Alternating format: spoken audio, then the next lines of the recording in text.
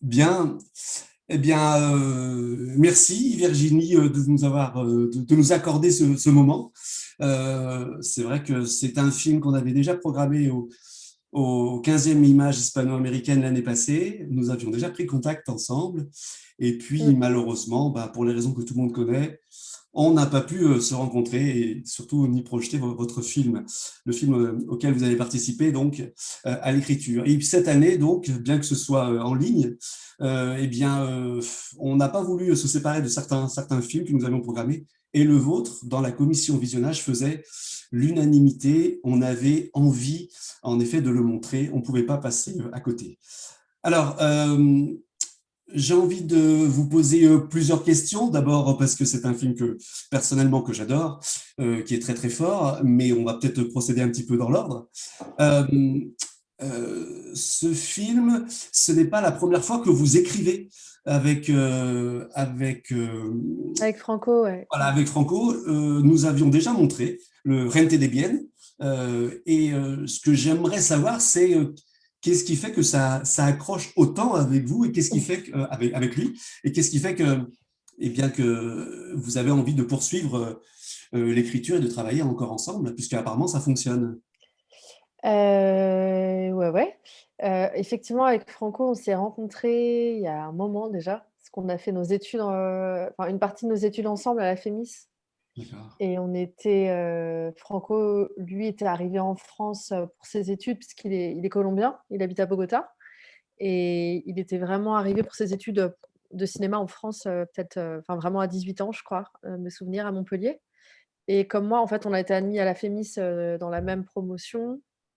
Ça remonte, hein, c'était en 2003, et il était en réalisation et moi j'étais en scénario.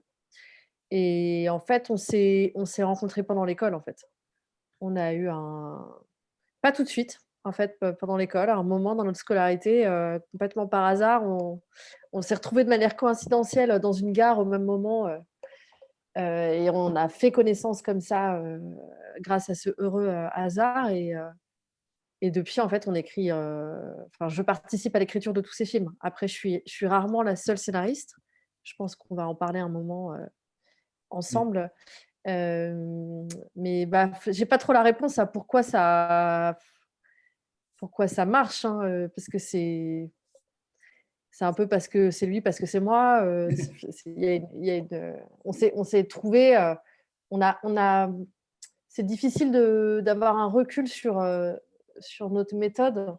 Et puis, je sais pas si, enfin, a priori, on a toujours envie de travailler ensemble, mais quel sera le prochain film? À ce jour, j'en ai aucune idée, quoi. D'accord. Donc voilà, j'ai pas vraiment la réponse à votre question, mais Mais d'accord, mais il n'y a peut-être pas de réponse. Ce qui m'intéresserait vraiment de voir, c'est un petit peu le personnage principal de ce film, euh, qui est assez incroyable.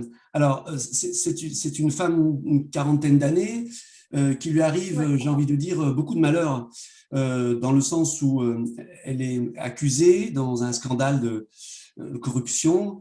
Elle a sa maman qui traverse une mauvaise passe, à qui on a donc à qui on a dit qu'elle avait donc le cancer, en tout cas une rechute, et qu'elle ne souhaitait pas poursuivre et faire de nouvelles chimiothérapies. Et puis, son enfant, qu'elle élève tant bien que mal, toute seule. Mm. Donc, au départ, on a l'impression que tout est fait pour qu'elle s'effondre, tout est fait pour qu'elle s'écroule, puisque l'adversité est telle qu'on se demande comment on peut sortir de tout ça. Mais en fin de compte, tout ceci vont l'aider énormément elle va se révéler à elle-même, elle va se révéler aux autres, et elle devient finalement ben, quelqu'un de juste incroyable, une mère incroyable, une femme incroyable. Est-ce que cette analyse est à peu près juste, ou qu'est-ce que vous pourriez rajouter à cette analyse? Non, c'est très juste. Je vais pas rajouter à cette analyse, là. Je vais juste peut-être vous dire que la trajectoire de Sylvia, elle a pas toujours été, celle que vous avez pu, du coup, synthétiser là et qu'on trouve dans le film. Parce qu'on a longtemps cherché, en partie dans une autre direction. On a alors pas sur la finalité, parce que l'idée que finalement, à la fin, elle soit une personne, plus totalement libérée, c'est pas vraiment le cas, mais en tout cas en partie apaisée, un peu plus en accord avec elle-même et pas qu'elle ne soit pas écroulée. Oui, ça a été, depuis le début, il y avait Franco, savait où il voulait, emmener son personnage, mais on va dire que le chemin par lequel il la faisait passer a longtemps été très, très différent, notamment, en ce qui concerne, l'histoire d'amour en fait qu'elle vit, puisqu'il y a pas mal de versions de ce scénario qui ont existé, avec une histoire d'amour qui était un peu différente, avec un personnage masculin face à elle qui était moins amoureux, en fait, qui était plus une illusion de passage qu'une véritable rencontre, qu'un homme possible, en fait.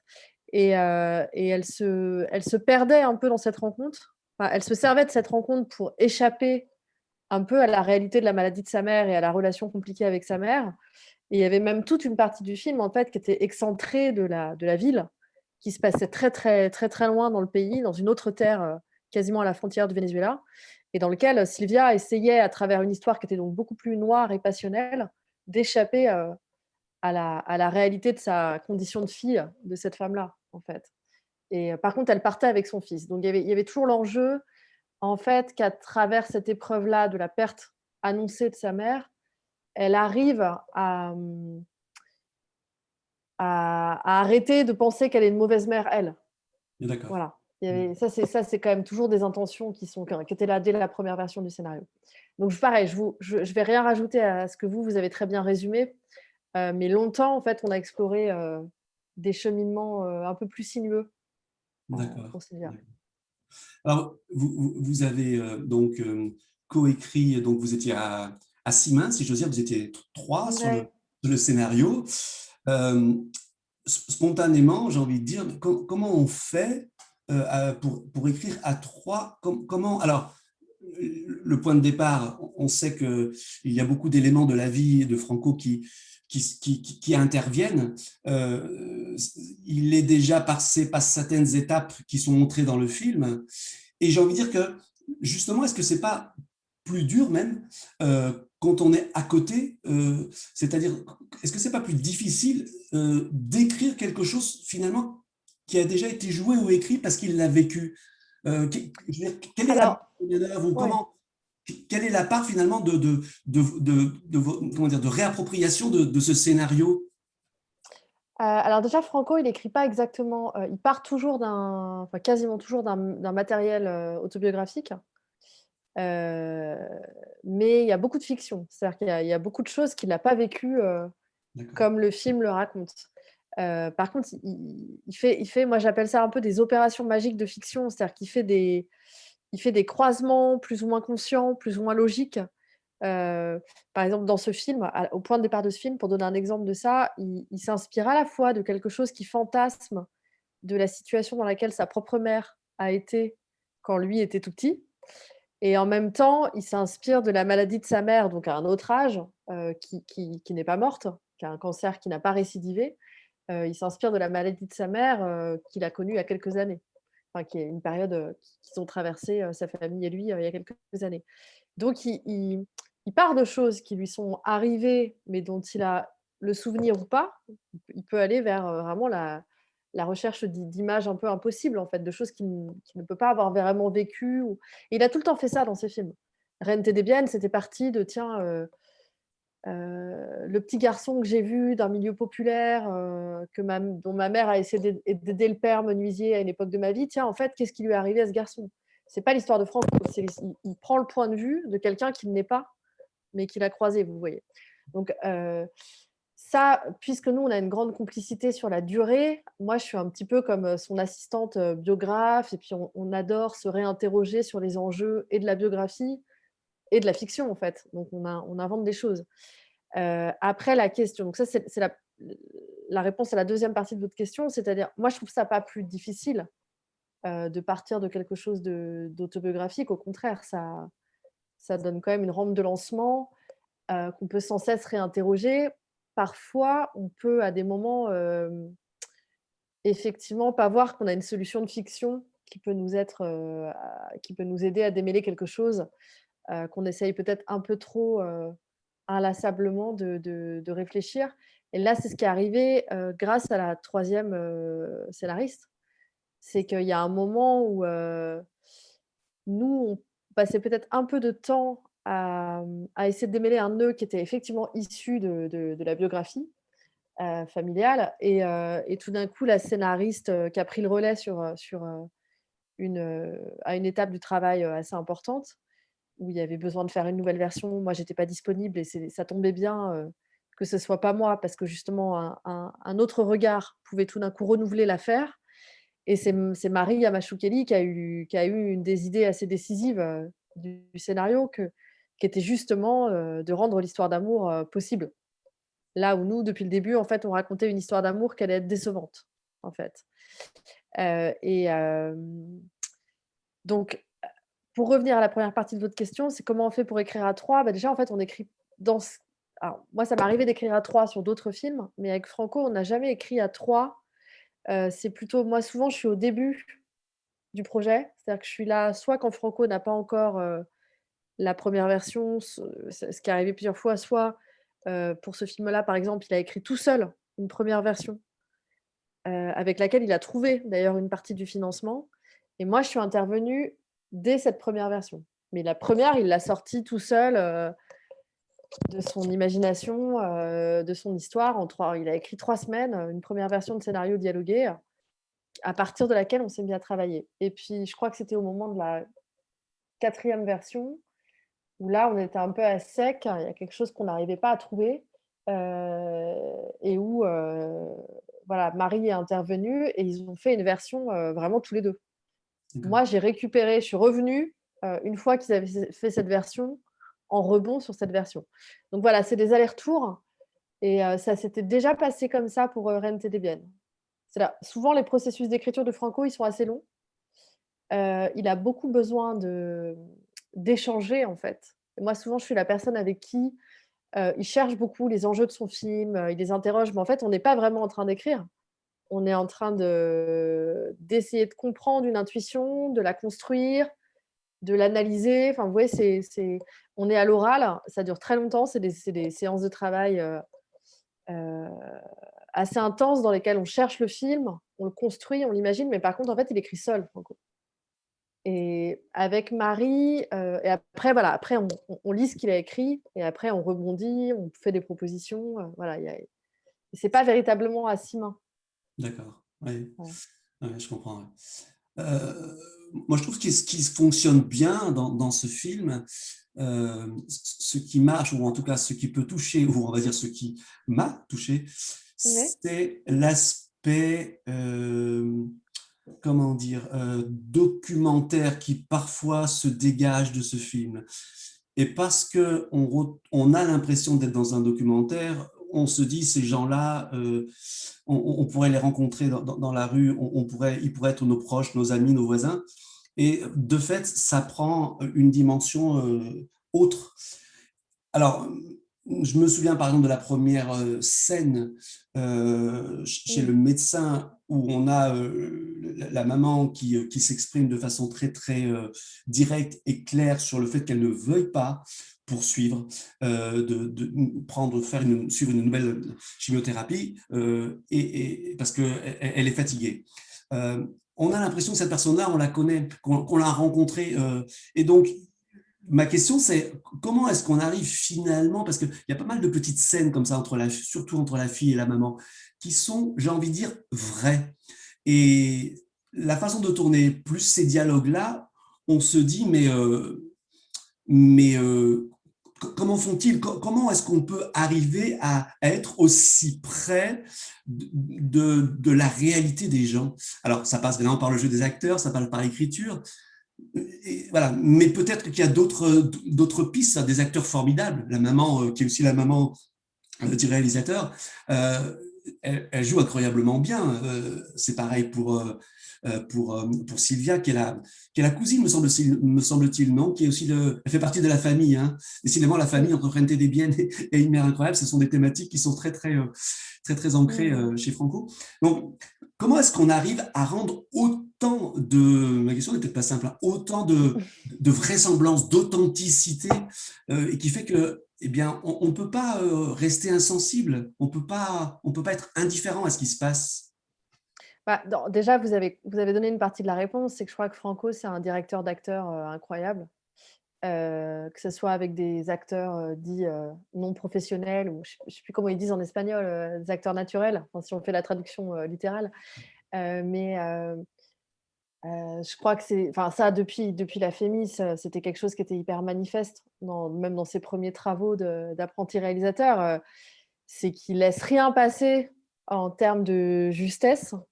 C'est un obsessionnel de la justesse, et je dirais même de la dignité du quotidien. Enfin, en fait, tout ce qui fait l'humanité des gens, des parties lumineuses ou pas, hein, sombres, voilà, il veut pas de triche, quoi. Donc, c'est quelqu'un qui déjà choisit souvent ses acteurs pour ça, pour le fait que c'est des gens qui vont être capables d'engager ce qu'ils sont, même quand c'est moche, même quand c'est parfois violent. C'est plutôt violent que moche d'ailleurs, mais il y a même quand c'est dérangeant, voilà. Et il va choisir je pense, des gens, des acteurs, que ce soit des vrais acteurs ou pas, des vrais acteurs au sens des gens dont c'est le métier ou pas. Évidemment, il choisit des gens qui ont le potentiel d'être des acteurs, mais voilà, c'est essentiel dans son casting et ensuite dans la direction. Je crois que c'est vraiment quelqu'un qui travaille beaucoup en répétition et sur le tournage et qui ne lâche rien là-dessus. Donc, des fois, c'est difficile pour ses comédiens et c'est difficile pour lui face à ses comédiens, mais c'est vraiment quelqu'un qui ne va pas se contenter de quelque chose de fabriqué. Voilà, il va pousser, je pense, l'acteur jusqu'à ce qu'il y ait une forme de justesse et de vérité pour lui, en fait. Donc, c'est vraiment quelqu'un qui regarde ça en permanence et qui entend ça et qui est sévère, je pense, avec ça, mais parce que c'est sa quête, quoi, artistique depuis le début. Et après, c'est déjà une question d'écriture, et je pense que peut-être que ça donne une partie de la réponse à la première question que vous m'avez posée, c'est-à-dire pourquoi ça marche bien entre Franco et moi. Je pense que c'est parce on est des passionnés de la justesse. Alors la justesse, c'est quelque chose de subjectif, hein. C'est pas forcément quelque chose de toujours universel. Votre justesse, ce sera pas forcément la mienne, mais on a une attention, et dans la vie et dans l'écriture, à ce qui pour nous est authentique. Mais même quand ça passe par les faux-semblants, les masques, il y a pas trop de ça dans ce film-là, mais l'endroit où les personnages ressentent quelque chose et disent pas ce qu'ils pensent. Bon, là, c'est pas du tout un film qui joue sur ce type de non-dit, mais il y a, je crois que voilà, il y a une passion de ça qui fait qu'en fait, c'est le cœur de notre écriture, et D'accord. que, voilà. Mhm. Mais j'ai pas la après ça pa techniquement, c'est plein de petites choses de dramaturgie auxquelles on pense même pas, parce que c'est notre cuisine Oui, oui, ouais, je comprends. artisanale, quoi. Ouais. Une dernière question. Dans cette période où la culture, le cinéma est à l'arrêt, est-ce que pour vous, qui imaginez, créez, écrivez, est-ce que c'est une période finalement plus prolifique parce qu'on est à l'arrêt, ou est-ce que vous êtes aussi à l'arrêt lorsque tout le monde aussi s'arrête? Alors, pas du tout à l'arrêt professionnellement, c'est un peu le contraire même. D'accord, Mais pas à l'endroit vraiment d'accoucher de scénario. Moi, je suis d'accord, dans une phase où je suis beaucoup dans de la consultation, et donc je fais beaucoup de lectures, j'interviens beaucoup sur des scénarios, mais de manière intense et ponctuelle, hein. Je suis pas dans une coécriture. Enfin, je l'ai un peu l'année dernière, il y a un film dont j'ai repris une version comme ça, un peu en accéléré sur 2 mois. Mais donc moi, non, moi, j'ai pas écrit j'ai contribué, j'ai collaboré à tout un tas de projets de films, mais j'ai pas, moi, imaginé depuis cette dernière année-là, j'ai pas imaginé un nouveau projet. Et Franco, je peux répondre un peu pour lui, parce que du coup, on en a parlé il y a pas longtemps. On a eu la chance de se voir en fin d'année, quand ils sont venus avec sa famille, avec sa compagne et son fils, pour les fêtes de Noël.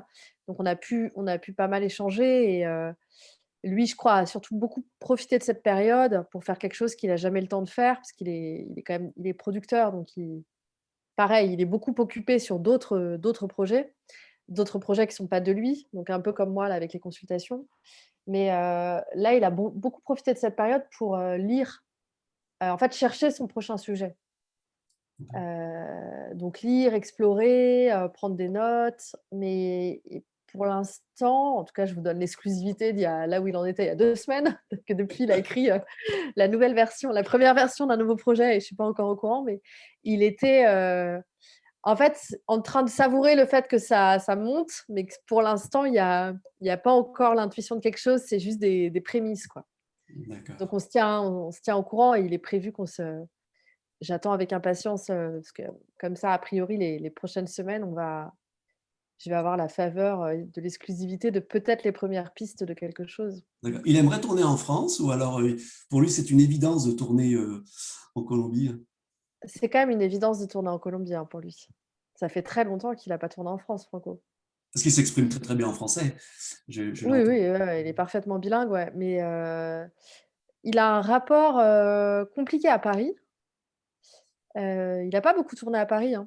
Pendant la Fémis, on a fait quelques courts métrages, à Paris et puis, il a un rapport, d'attraction-répulsion pour Paris. C'est un endroit dans lequel il vient souvent, en fait, encore en France. Sa femme est française, mais elle est normande.